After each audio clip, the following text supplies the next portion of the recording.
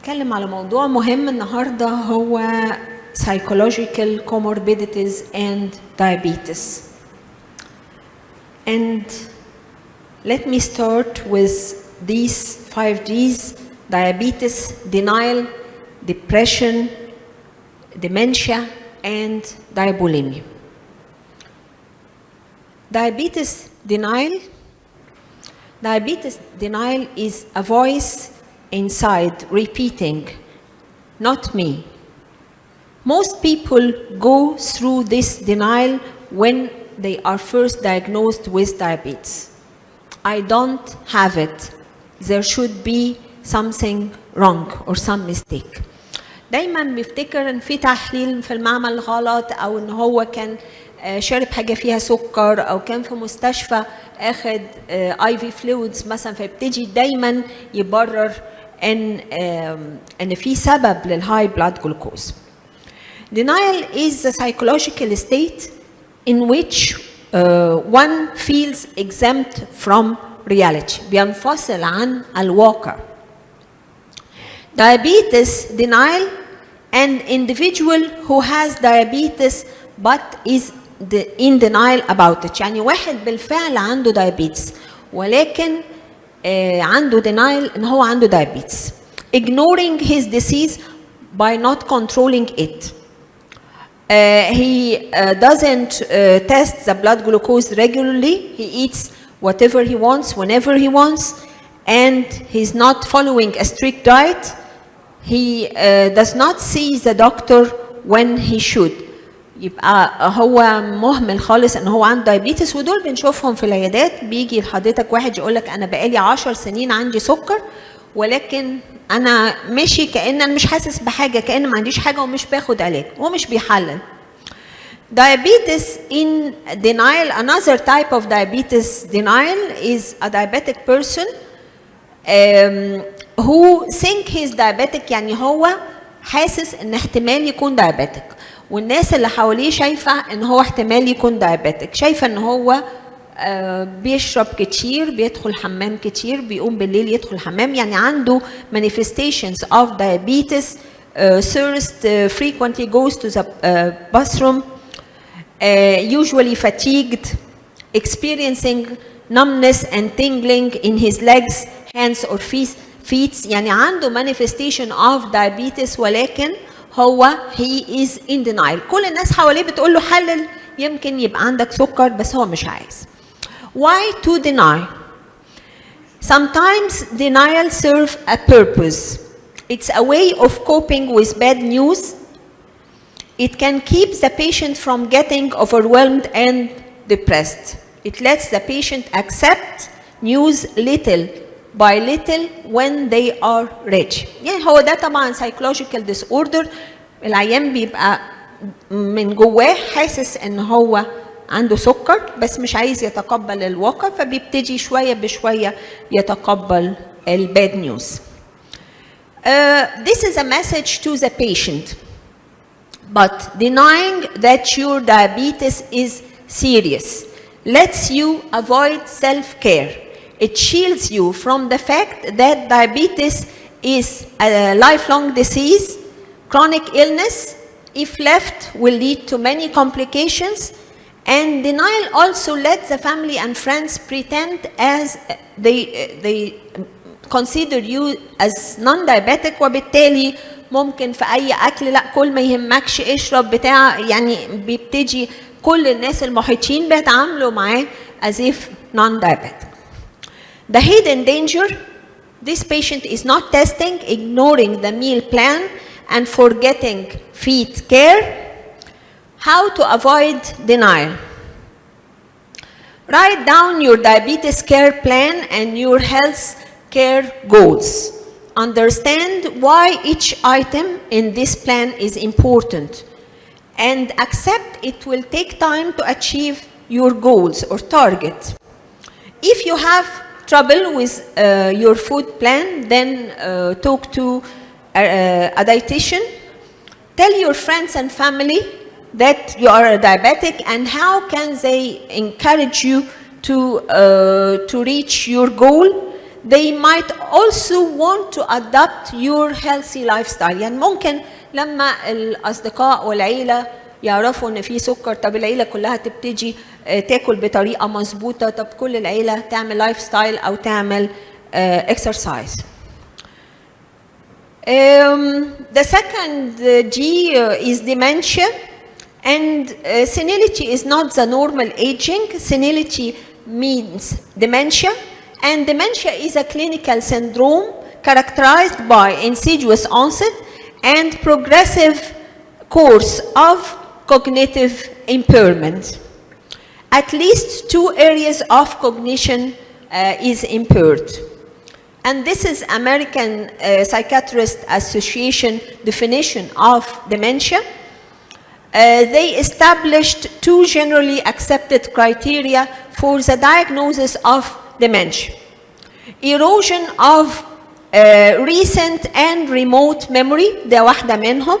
الحاجة الثانية impairment of one or more of the following cognition functions. يبقى لازم يبقى في واحدة اللي هي loss of memory سواء كانت recent or remote، ومعاهم واحدة أو أكتر من cognitive functions impaired.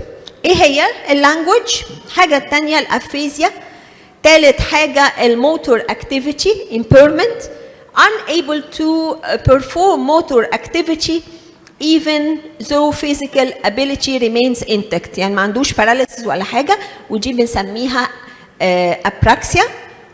recognition،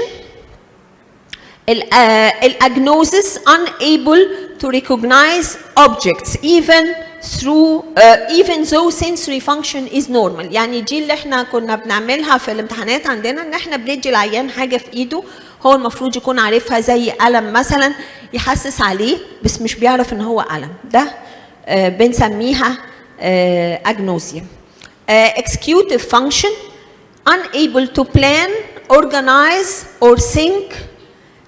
Symptoms often develop gradually and show a progressive deterioration in function. This is Dr. Alzheimer, the first one to define Alzheimer. 1907, Dr. Alois Alzheimer. He examined the brain of a 55-year-old female. She died after a rapid downhill course of premature senility or dementia. He examined the brain of this lady. He found twisted protein fragments in place of the normal brain cells. ده كان أول مرة، وتسمى بعد كده الألزهايمر disease. Diabetes is a risk for dementia. It doubles the risk for dementia. دي study اتعملت في أستراليا اسمها Fremantle study.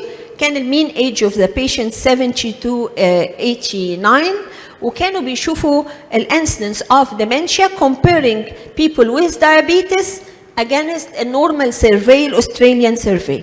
لقوا ان الناس اللي هم سنهم between 70 and 74 incidence of dementia in diabetics كان 7% compared to 2 to 4% في non-diabetic population. أما الناس اللي فوق 80 سنة 8 years كان incidence of dementia في diabetic كان 27% compared to 8 to 11% in non-diabetic persons.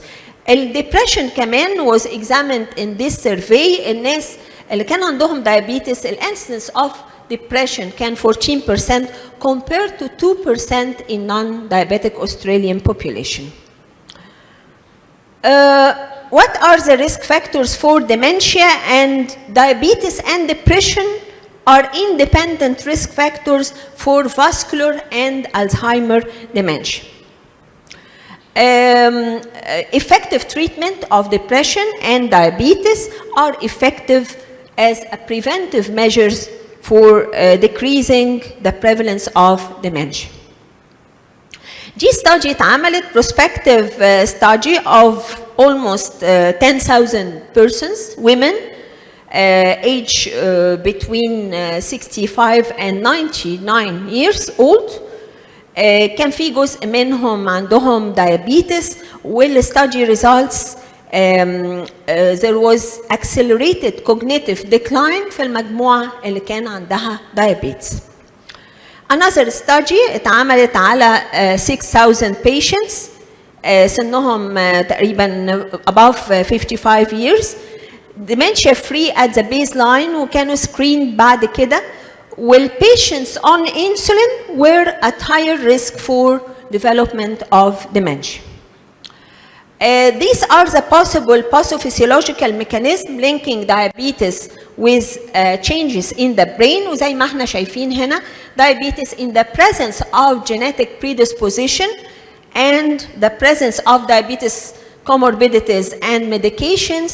كان في macrovascular disease, cerebral infarctions, microvascular disease with insidious ischemia, hyperglycemia, advanced glycated end products, oxidative stresses, mitochondrial dysfunction, recurrent hypoglycemia مهمة جدا, and hyperinsulinemia and insulin resistance. كل الفاكتورز دول ابتدت تعمل vascular pathology, aging pathology, and Alzheimer pathology leading to dementia. study اتعملت كانت بتفرق الفيميلز with metabolic syndrome against those without metabolic syndrome, وبرضه الميلز with or without metabolic syndrome, ولقوا ان الفيميلز اللي عندهم metabolic syndrome are more prone to Alzheimer dementia على عكس الفيميلز without metabolic syndrome. وكان يعني القصه دي ما بانتش ابدا في الميلز with metabolic syndrome or without metabolic syndrome. تيجي نتكلم على depression, and the depression is common and serious disease often leading to suicide. طبعا في البلاد اللي مش زينا ما فيهاش يعني تدين قوي, suicide rate is double the homicide rate in the USA. دايما السويسايد بيبقى معاه افكار تشاؤميه 6 feet under, يعني دايما بيفكر في الوفاه وفي الافكار التشاؤميه. Depression will be the second cause of disability worldwide and number one cause of disability in developing countries. Facts about depression: الميلز اللي بيجي لهم lifetime depression مرة على الأقل في حياتهم بيبقوا 10%, وفي الفيميلز بيبقوا 20%. The odds of depression were doubled in diabetics when compared to controls. يعني diabetics are more prone to depression مرتين, والعكس كمان هنلاقيه صحيح. وفي كمان association with diabetes complications, يعني كل ما حصل diabetes complications whether in type 1 or type 2 أو retinopathy, neuropathy, nephropathy, كان بيزيد ال incidence of depression in the presence of diabetes complications. طيب هل الدبريشن بقى بيزود الريسك اوف diabetes؟ يعني احنا قلنا diabetes بيعمل depression, العكس صحيح ولا لا؟ ايوه العكس صحيح.